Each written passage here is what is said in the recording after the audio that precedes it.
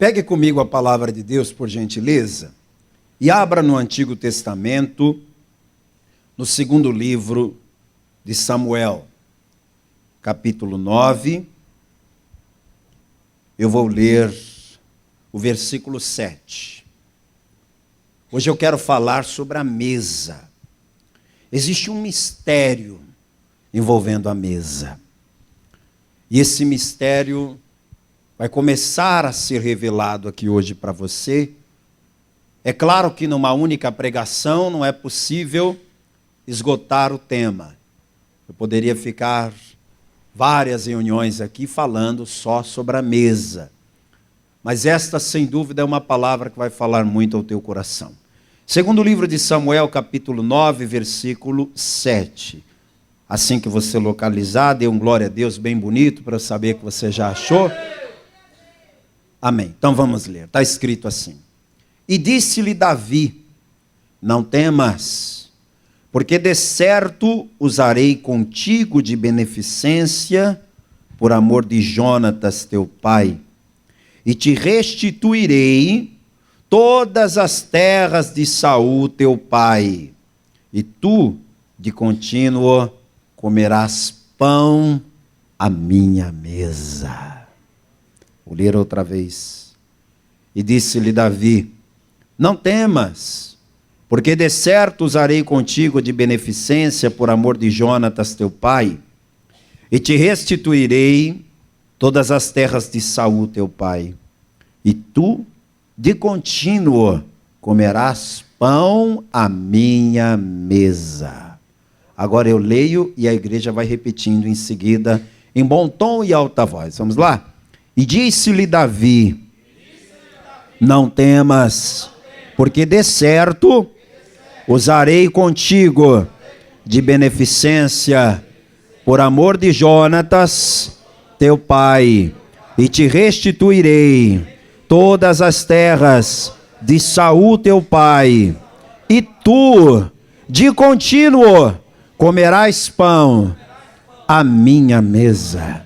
Quem aqui crê que Deus vai falar conosco hoje?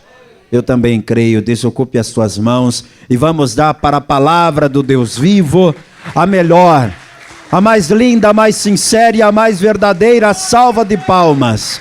Vamos aplaudir, vamos aplaudir. E enquanto você aplaude, abra a sua boca e diga bem alto: glória a Deus. Aplauda e diga glória, glória, glória ao teu nome, Senhor. Pai querido, Deus amado e todo-poderoso, a tua palavra agora será pregada. Vem falar conosco. Tome a boca do pregador e os lábios do mensageiro. Que a tua palavra, Pai, uma vez enviada, ela vá e produza resultado para a qual está sendo mandada, em nome de Jesus. Amém. Diga amém, Jesus. Senta, por favor, minha gente. Davi era uma pessoa extremamente improvável para aquilo que Deus o levantou. Ninguém jamais imaginou que Davi chegaria onde ele chegou. Ele pertencia a uma família pobre, de uma cidadezinha pequena, uma cidade chamada Belém. Era filho de um homem pobre chamado Jessé. E Davi era de uma família grande. Na sua família, que era grande, ele era o menor da casa. Ele era o filho mais novo. E ele, por alguma razão, tinha uma aparência um tanto quanto desfavorecida. Naquela época, quem é que se dava bem? Quem fosse alto, forte, podia até ser de rosto assim, mais judiado, né? Como diz o nordestino, meio fraco da feição, né? Podia ser fraco das feições. Se ele tivesse as costas largas, se tivesse braços fortes, ótimo. Ele podia ser feio quanto fosse, ele seria um ótimo soldado. Falando em português bem claro. Davi, ele tinha um rosto bonito. A palavra diz que ele era de gentil aspecto. Ele era bonitinho. Só que ele era magrinho, coitado. Baixinho. Quando o exército saiu convocando, olharam para ele e disseram assim: esse menino não serve para isso, não. A gente não tem nem armadura desse tamanho. Ele não vai dar conta de brigar contra o inimigo numa guerra. Ele vai ser um problema na batalha. É melhor nem levar. Aí levaram os irmãos de Davi e ele ficou. E acabou que para ele só sobrou cuidar das ovelhas. Cuidar das ovelhas era um trabalho tão insignificante que muitas vezes eles davam esse trabalho para as mulheres fazerem. Não era nem trabalho de homem muitas vezes. E era esse o trabalho de Davi. Só que um dia o Espírito Santo falou no coração do profeta Samuel: vai na casa de Jessé, porque na casa de Jessé está aquele que há de ser o rei de Israel. E Samuel foi. Quando ele deu a notícia para Jessé, aquele velho ficou tão orgulhoso. Meu filho vai ser rei? É. Deus falou que um dos seus filhos será rei. Me apresente. Aí ele começou por ordem de nascimento. Chamou o mais velho, Eliabe. O homem era altão, fortão, bonitão. Tinha tudo para ser rei. Aparência de rei, faltava só a coroa na cabeça. Quando Samuel viu aquele rapaz, até ele pensou: deve ser esse aqui o escolhido do Senhor. Mas aí o Espírito Santo falou: não é esse.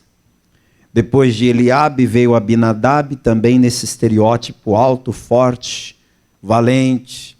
E o Espírito Santo falou: também não é esse. Depois de Eliabe e Abinadab veio Samar, e o Espírito Santo falou para Samuel: também não é esse. Aí veio o quarto, o quinto, o sexto, e o Espírito Santo dizendo: não é, não é, não é e não é. Até que o próprio Jessé concluiu que não era na sua casa que Deus tinha escolhido um rei. E falou para o profeta: olha, profeta, o senhor deve ter se enganado. Porque nenhum dos meus filhos é o escolhido do Senhor. Aí o Samuel falou: enganado está você, porque Deus não se engana. Quem concorda que Deus não se engana com as suas escolhas? Enganado está você. Acabaram-se os teus filhos por acaso? Ele falou: não, ainda tem um ainda. Ainda falta o menor. Você vê que Davi era tão desprezado que o pai não citou o nome dele. Ele falou: ainda falta o menor. Ele não disse ainda falta Davi. Ainda falta o menor, mas está no campo cuidando das ovelhas. Você não vai querer vê-lo. Sabe o que Samuel disse? Enquanto ele não chegar aqui, não nos assentaremos à mesa. E o trabalhar de Deus em volta da mesa começou ali. Dá um glória aí, gente. Foram buscar Davi lá no campo.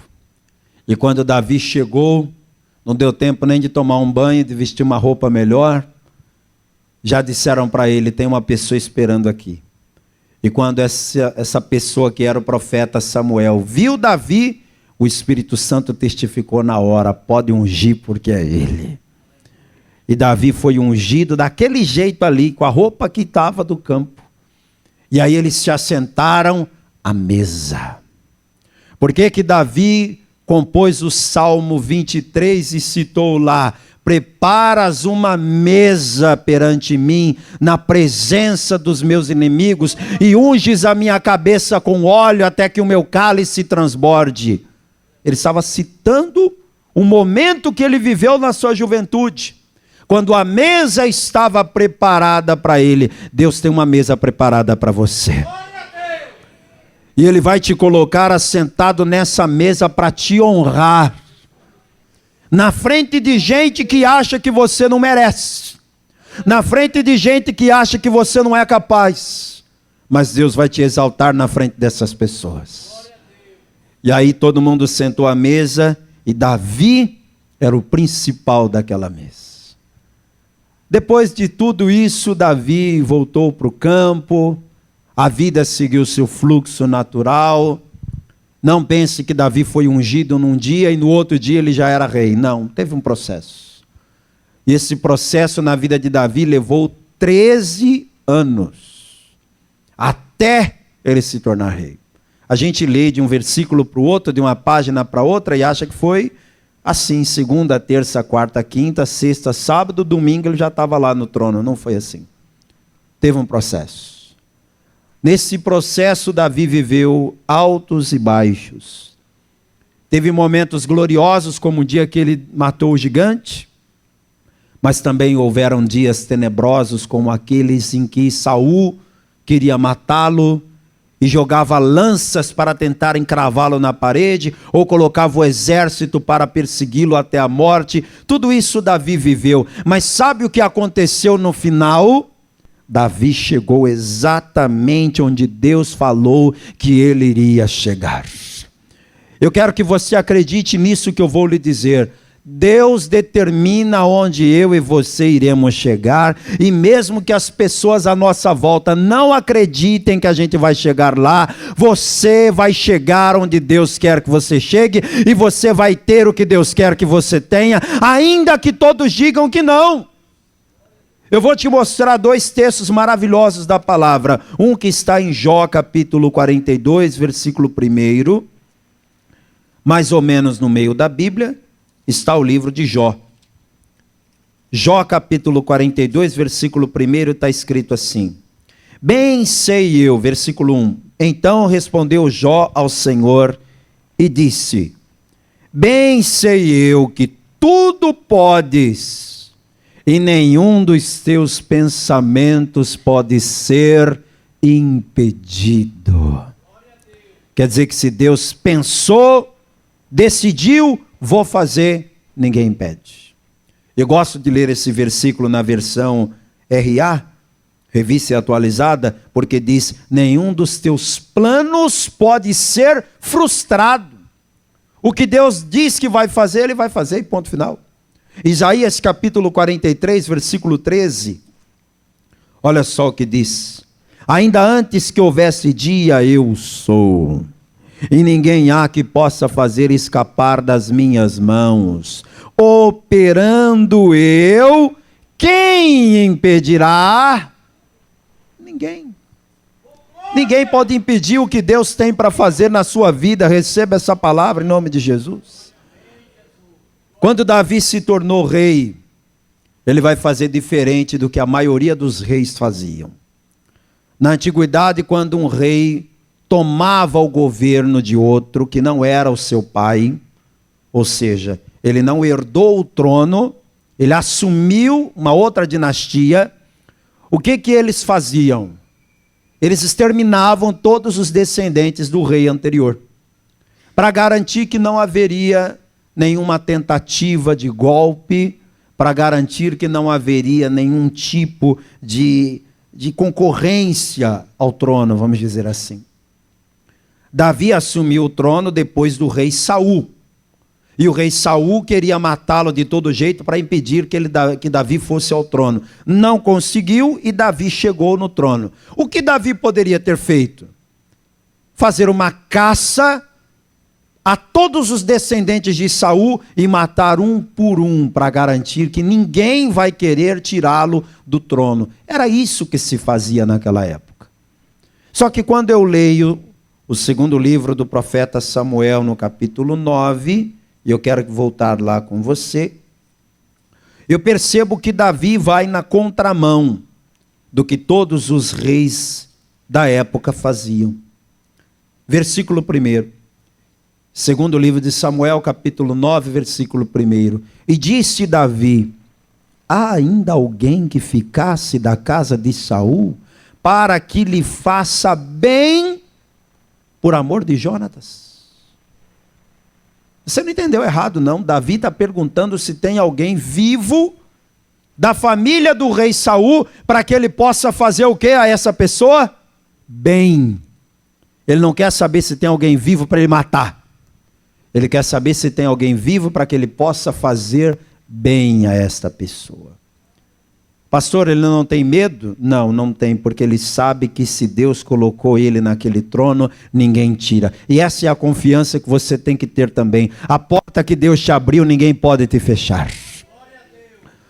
Mas Davi diz: eu quero fazer bem a essa pessoa por amor de Jonatas. E quem foi Jonatas?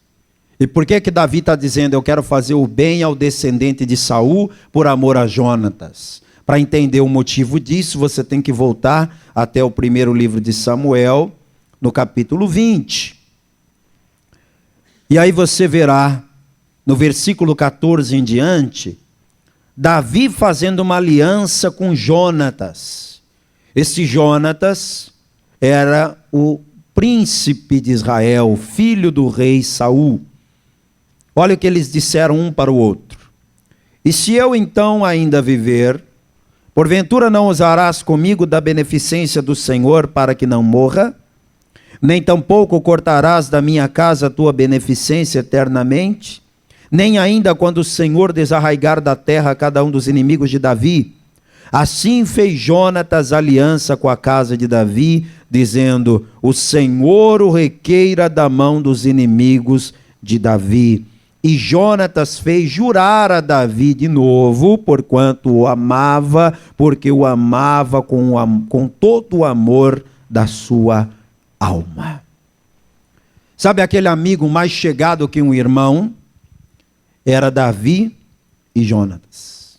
Curioso que Jonatas poderia ser a pessoa mais interessada em brigar pelo trono, porque pela lógica, ele era o herdeiro natural do trono. Ele poderia ser a pessoa mais interessada em derrubar Davi, mas ao contrário disso, ele foi o principal aliado de Davi. Quando Saul tentava matar Davi, era Jonatas que avisava, olha, meu pai está querendo te pegar e ele está armando uma emboscada, uma cilada contra você, assim, assim, foge Davi. E um dia eles fizeram esse pacto, essa aliança. Jonatas de proteger Davi enquanto pudesse, e Davi fez o voto, o pacto, a promessa de que quando se tornasse rei, por causa da amizade que tinha com Jonatas, ele faria o bem a qualquer um dos descendentes daquele seu amigo que ainda sobrevivessem. Muito bem, anos se passaram, mas a aliança estava feita. Um dia, em um ataque do inimigo, Saul morreu. E não só Saul morreu, mas os seus filhos também morreram. E no dia que Saul e os seus filhos morreram, a notícia chegou de uma forma assim abrupta no acampamento de Israel. Todo mundo ficou apavorado com aquela notícia, porque o inimigo que matou o rei Saul e matou os filhos de Saul, vieram para tomar posse do acampamento de Israel, já que eles não têm mais rei. E aí foi aquela correria, aquela agitação, e diz a palavra de Deus que Jonatas tinha um filho. E esse filho, na época, tinha 5 anos. A história nos dá informações de que a mulher de Jonatas havia morrido, ele era viúvo. Portanto, ele tinha uma ama, uma espécie de uma babá, que cuidava da criança para ele, já que ele não tinha mais a mãe da criança. E quando chegou a notícia de que Jonatas tinha morrido, a ama que cuidava do menino ficou tão assustada com a notícia, tão apavorada, aquela correria do acampamento sendo invadido, que diz a palavra que ela deixou o menino cair dos seus braços. Ela segurava a criança e o deixou cair. Nós não sabemos exatamente o que aconteceu, não sabemos se naquela queda a criança sofreu uma fratura. É possível que aquela criança, ao cair, tenha sido atropelada por uma carruagem que passava ali, alguma coisa do tipo aconteceu, mas o fato é, quando esse menino caiu, os seus pés se quebraram. Ele teve uma fratura, e essa ama que cuidava do menino para o príncipe Jonatas, agora que não tem mais patrão, foi embora, e largou aquele menino com os pés quebrados. E sumiu. E esse menino ficou para sempre coxo de ambos os pés. Diga misericórdia. Essa história que eu estou lhe narrando está na palavra. Se você quiser, você pode conferir a história em detalhes disso que eu estou lendo para você no segundo livro de Samuel, capítulo 4. Versículo 4 também. E Jonatas, filho de Saul, tinha um filho aleijado de ambos os pés. Era da idade de 5 anos, quando as novas de Saul e Jonatas vieram de Jezreel, e sua ama o tomou e fugiu. E sucedeu que, apressando-se ela a fugir, ele caiu e ficou coxo. E o seu nome era como? Como era o nome? Mefibosete. Misericórdia, que nome horroroso. Parece até nome de doença, né? Ó, fulano está com Mefibosete, tá sabendo? Não dá certinho nome de doença? Que é isso? Mefibosete. Mas o pior não é nem o nome, é o que ele significa. Anota do lado aí desse nome horroroso. Mefibosete significa vergonha. Vergonha. Eu acho até que esse nome pode ter sido dado posteriormente, porque dificilmente alguém daria um nome assim para um filho ao nascer. Mas era o costume de se dar nomes depois, né? Ou se mudar o nome de alguém, é possível. Porque quando aquele menino caiu e ficou coxo, pensa comigo, ele é o único descendente que sobrou da casa de Saul e aleijado. Ele é uma vergonha para a família real. Ele é uma vergonha para Israel. E como todos estão fugindo, a ama também fugiu, o menino que é órfão de mãe, e agora é órfão de pai, e não tem mais o avô, e não tem mais os tios, e não tem mais ninguém, vai depender de favores. E um homem chamado Maquir pega aquele menino e diz: eu vou levar esse pobre coitado, e eu vou criar como se fosse meu. Esse homem chamado Maquir não era um homem rico, não. Era um homem comum. E ele foi viver numa terra distante, numa terra longínqua, uma terra que ninguém gostaria de morar, uma terra escondida de tudo e de todos. Ele foi morar numa terra chamada Lodebar. Essa terra chamada Lodebar, anote aí o significado. Lodebar significa lugar deserto, lugar sem pasto, lugar solitário. E foi lá que esse menino chamado Mefibosete foi criado, em Lodebar, num deserto, num lugar solitário, pobre, esquecido. E vai viver como? Mendigando. E eu imagino Mefibosete, que era coxo, não andava, colocado num chão onde passavam as pessoas, e ele estendendo a mão e pedindo esmolas, e quando alguém dizia: não vou dar nada a você não, seu mendigo, seu imprestável, seu insignificante, ele levantava o rosto e dizia: você sabe quem eu sou? Eu sou neto do grande rei Saul. E aí olhavam para ele e diziam: além de mendigo é louco. Você acha que alguém ia acreditar? Você acreditaria? Se você estivesse passando na rua e visse um pedinte dizendo que é filho do presidente da república, ou neto de alguém famoso, você ia dizer assim: aham, e eu sou o Batman, né? Você não ia acreditar. E aquele menino foi crescendo, virou um homem, mas nunca saiu de Lodebar. Nunca saiu daquele deserto. Nunca experimentou uma vida decente, nunca experimentou uma vida digna. Vamos parar aqui, vamos fazer um resumo da vida de Mefibosete. Nasceu para ser rei, mas caiu. E por causa da queda, está vivendo muito aquém do que deveria viver. E não é esse o retrato da vida de muita gente? Eu quero dizer que você nasceu para vencer. Você não nasceu para ser um derrotado. Você não nasceu para ser um fracassado. Você não nasceu para viver no deserto. Você nasceu para ser um vitorioso, uma vitoriosa. Só que aí você caiu, né? E por causa dessa queda, a sua vida nunca foi o que deveria ter sido. Eu não sei se foi você que caiu ou se te jogaram no chão. Talvez alguma coisa te jogou no chão. Talvez você diz, pastor, minha vida ia muito bem, obrigado. Até que eu fui mandado embora do emprego e aquilo me jogou no chão, sabe? A minha vida estava muito bem, eu estava feliz, estava ganhando dinheiro, estava prosperando, eu tinha planos. Me mandaram embora, aquilo me jogou no chão, eu caí na depressão, eu nunca mais me levantei.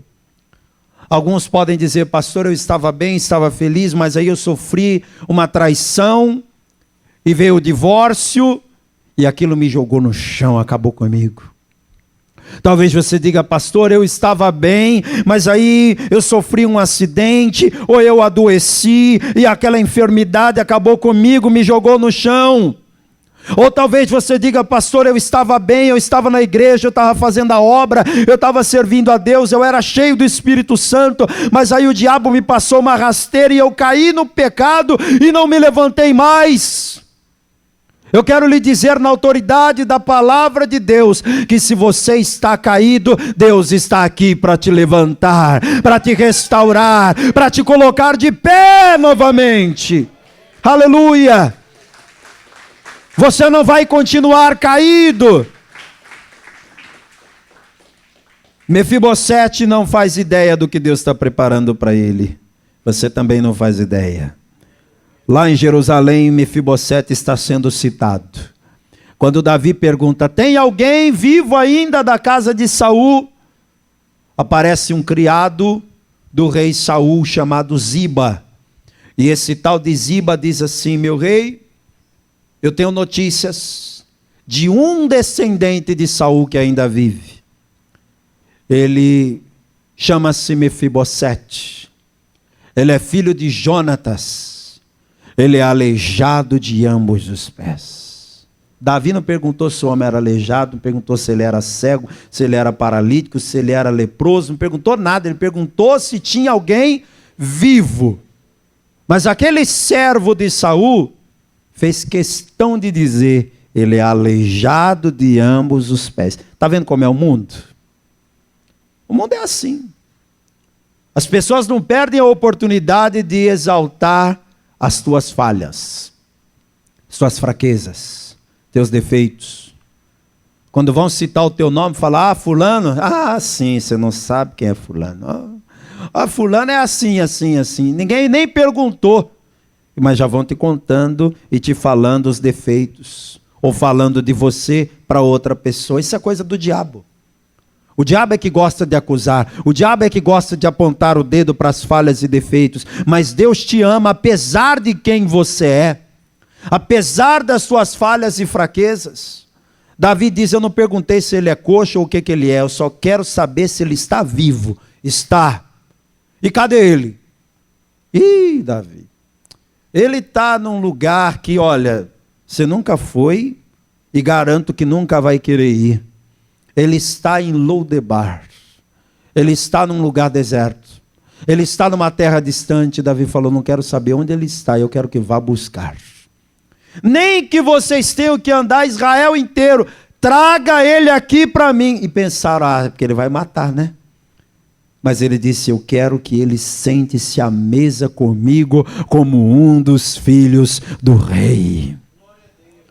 Por que Davi quer colocar à mesa um homem que não é nada dele?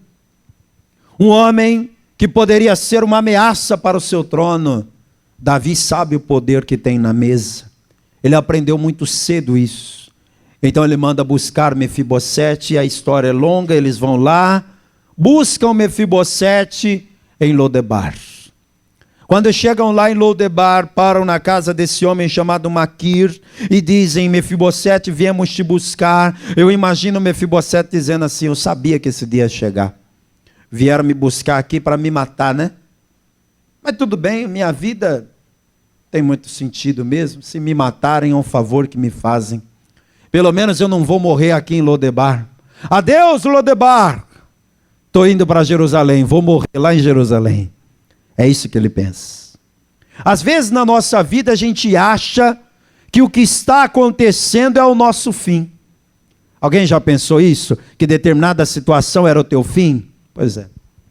Só que nem tudo que você pensa que é o teu fim, é o teu fim de verdade. Às vezes aquela situação é algo que Deus está usando para te promover, para te abençoar. O Mefibosete está indo para Jerusalém, mas não é para morrer, não. É para ser exaltado. Quando ele chega no palácio, o próprio rei Davi vem recebê-lo. Veja aí capítulo 9, versículo 5. Então mandou o rei Davi e o tomou da casa de Maquir, filho de Amiel, de Lodebar. E vindo Mefibosete, filho de Jonatas, filho de Saul, a Davi, se prostrou com o rosto por terra e se inclinou e disse, Davi, aleijado, mendigo. Foi isso que disse Davi? Como é que Davi falou com ele? Mefibosete. Chamou pelo nome. Pastor, e o que é que tem? Tem que para Mefibosete isso é um luxo. Ou você acha que alguém lhe chamava pelo nome? As pessoas que olhavam para ele sempre usavam um apelido, sempre usavam um nome de humilhação, uma alcunha negativa, alá o mendigo, alá o aleijado, alá o coitado. É assim que o mundo me vê, é assim que o mundo te vê, mas não é assim que Deus te vê. Em Isaías capítulo 43, versículo 1, o Senhor diz, não temas, porque eu te remi, chamei-te pelo teu nome e tu és meu. Deus te chama pelo teu nome. Davi aqui representa Deus. Deus nos chama pelo nome. E quando ele chamou Mefibosete pelo nome, ele disse, eis aqui teu servo. E disse-lhe Davi, não temas, porque de certo usarei contigo de beneficência por amor de Jonatas, teu pai. E te restituirei todas as terras de Saul, teu pai. E tu de contínuo comerás pão à minha mesa. Oh, glória! Sabe o que eu acho lindo aqui? É que Davi chama Mefibosete pelo nome, o exalta e diz para ele, eu estou te restituindo hoje. Porque essa vida que você viveu até hoje, você não vai viver nunca mais. Para Lodebar, você não volta nunca mais. Agora você vai viver aqui em Jerusalém. E tem mais. Todas as propriedades que pertenceram a Saul, agora são tuas. Você faz ideia do tamanho de um patrimônio que um rei deixa quando morre?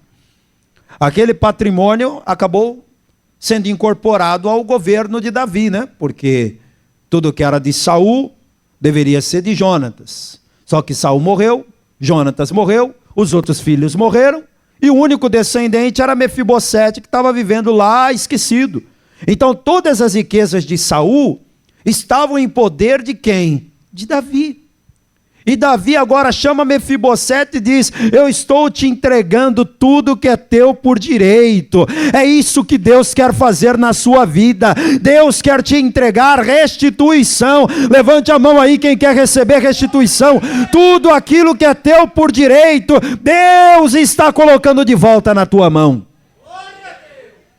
E aí Davi diz, Mefibosete, tem mais. Além de você morar em Jerusalém, além de você ter de volta tudo que um dia foi teu por direito, você vai se assentar à minha mesa todos os dias. Você não acha exagero? Ele não é filho do rei. Ele não é parente de Davi. Por que ele está colocando Mefibosete à sua mesa? Tem um mistério na mesa. Quem quer descobrir o mistério da mesa? Vamos pensar um pouco. A vergonha de Mefibosete estava onde? No seu corpo. Onde é que estava a vergonha dele? Daqui para baixo. Daqui para baixo. Da cintura para cima, ele era um homem normal. Mas as suas pernas e pés eram coxos. Os pés se quebraram, as pernas não se moviam. Você já viu uma pessoa quando ela não pode se movimentar, ela fica com as perninhas bem fininhas, bem frágeis. Por quê? Porque não se exercita, o músculo não desenvolve. Isso aconteceu com ele ainda na infância, então você imagina como é que eram as pernas dele. como eram os pés dele. A vergonha dele estava ali. Quando Davi falou, você vai se assentar à mesa comigo, como é que você acha que era a mesa do rei? A mesa do rei era aquela mesa banquete, aquela mesa enorme, com toalhas que iam até o chão. Quando Mefibosete se assentava à mesa, o que se via dele? O que se via era só aqui assim, ó, só daqui para cima. As suas pernas e pés defeituosos ficavam cobertos debaixo da mesa. Quem está entendendo o que Deus está querendo mostrar aqui? Todos os defeitos, falhas, fraquezas, deficiências que Mefibosete tinha, ficaram cobertos naquela mesa. Quando Davi colocou Mefibosete à mesa, ele está dizendo, aqui você não é um fraco, aqui você não é um deficiente, aqui você não é um defeituoso, aqui você é um príncipe assentado à mesa. Quem olhava para aquela mesa, via Mefibosete, vestido como um príncipe, banho tomado, vestes bonitas, barba feita, cabelo bem alinhado. Ninguém imaginava que por baixo daquela mesa tinha um homem com as pernas doentes, com os pés quebrados. Não, ninguém imaginava. Você está entendendo qual é o mistério da mesa? Por que Deus quer te colocar à mesa com o Senhor? Porque uma vez que você participe da mesa do reino de Deus, nesta mesa, que tem lugar para você, não vão aparecer as tuas falhas, os teus defeitos, as tuas fraquezas, mas tudo será coberto pelo sangue de Jesus. Vamos aplaudir o Deus Todo-Poderoso. Oh, glória! Deixa eu ler uma coisa aqui para você. Lucas capítulo 14, versículo 15. Lucas 14, 15. E ouvindo isso, um dos que estavam com ele aonde? À mesa. Disse-lhe, bem-aventurado o que comer pão no reino de Deus. Bem-aventurado é quem se assenta à mesa do reino de Deus. Pastor, como é que eu faço para participar da mesa do reino de Deus aqui na terra? Aqui na terra, você participa da mesa do reino de Deus tomando a Santa Ceia. E quem é salvo nunca perde uma Santa Ceia, viu? Próxima vez que tiver Santa Ceia, participe. E nunca perca uma Santa Ceia, nunca perca.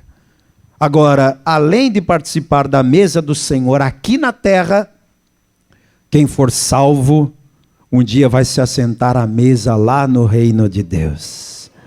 E vai ser a mesa mais linda que você já viu na vida, uma mesa enorme, onde todos nós teremos um lugar especial. Já viu aquelas mesas bem chiques que tem o nome da pessoa separadinho lá onde ela vai sentar? Vai ter um lugar para você na mesa do reino de Deus. Vamos aplaudir o Senhor. Toda a igreja fica de pé. Toda a igreja de pé, por favor. Sabe o que eu fico pensando? Quando Mefibosete ouviu tudo aquilo, ele chegou até a perguntar, mas por que o rei olhou para um cão como eu? Ele se sente indigno. Ele não acha que é merecedor daquela graça, daquele favor. Às vezes a gente olha para o amor de Deus por nós e pensamos, por que Deus me ama tanto? Por que Deus tem todo esse propósito, todo esse plano glorioso na minha vida? E a resposta, querido, é, por que Mefibosete recebeu tudo aquilo? Por causa de uma aliança que foi feita com Davi e Jonatas lá no passado. Lembra? Mefibosete não fez nada para Davi. Mefibosete não é digno mesmo, não merece. Davi não deve nada para ele. Mas por que ele está fazendo aquilo? Porque tinha uma aliança que foi feita no passado. Jesus fez uma aliança na cruz do Calvário. E é graças a essa aliança que eu e você fomos alcançados. Feche os teus olhos, por favor. Eu quero falar com você que está aqui e ainda não entregou a tua vida a Jesus. Você quer entregar sua vida a Jesus hoje? Você quer receber a Cristo como único, suficiente, exclusivo E eterno Salvador, pastor Ademir, eu quero entregar minha vida para Jesus. Então levante agora a sua mão bem alto, junto com a minha. Tem alguém aqui que quer entregar a vida para Jesus? Ou talvez você diga, pastor, eu estou me sentindo igual Mefibosete, porque eu estava bem, aí eu caí. E quando eu caí, nunca mais me levantei. Talvez esse foi o teu problema, né? A queda espiritual. Mas assim como Mefibosete foi restituído, foi restaurado, foi colocado à mesa, Deus quer te levantar, te restaurar. Tem alguém aqui que está afastado, afastada, e quer voltar, quer se reconciliar com Jesus? Levante agora a sua mão se tem alguém assim. Agora deixa eu falar com você, meu querido, minha querida, que me acompanha à distância pelo rádio, pela TV ou pela internet. Quer entregar a vida para Jesus? Quer voltar para Jesus? Eu vou dobrar os meus joelhos aqui no altar da sede da Paz e Vida em João Pessoa, na Paraíba. E quero que aí onde você está, em qualquer lugar do Brasil ou do mundo, entregue a tua vida para Jesus. Porque tem lugar para você à mesa do Senhor. Se você pode ajoelhar como eu estou fazendo, ajoelhe. Se você pode pôr a mão sobre o coração, coloque. Feche os teus olhos se for possível. Repita esta oração junto comigo em qualquer lugar que você estiver, porque os olhos do Senhor estão inclinados em tua direção. E eu vou pedir que cada pessoa que está comigo aqui na sede da Paz e Vida em João Pessoa, na Paraíba, Brasil, estenda a mão na direção do altar e junto comigo vamos orar pelas pessoas que à distância estão entregando a vida a Jesus ou voltando para Jesus. Ore comigo, você que está à distância. Diga, meu Deus e meu Pai, neste momento eu entrego a minha vida ao Senhor Jesus. Eu volto correndo para os teus braços e agradeço a graça que estou recebendo sem merecer. Muito obrigado por me colocar assentado à tua mesa e me restituir através da aliança feita na cruz pelo Senhor Jesus. Agora deixa eu orar por você. Meu Deus querido e Pai Todo-Poderoso, há pessoas agora à distância, em casa, no trabalho, num automóvel, no hospital, num presídio, em vários lugares, entregando a vida a Jesus ou voltando para Jesus. Eu te peço, escreve esse nome agora no livro da vida, dá força e graça para esta pessoa permanecer firme na tua presença até o fim, em nome de Jesus, que assim seja. Amém. Graças a Deus. Vamos aplaudir bem forte ao nosso Deus. Parabéns pela sua decisão e fique firme na fé.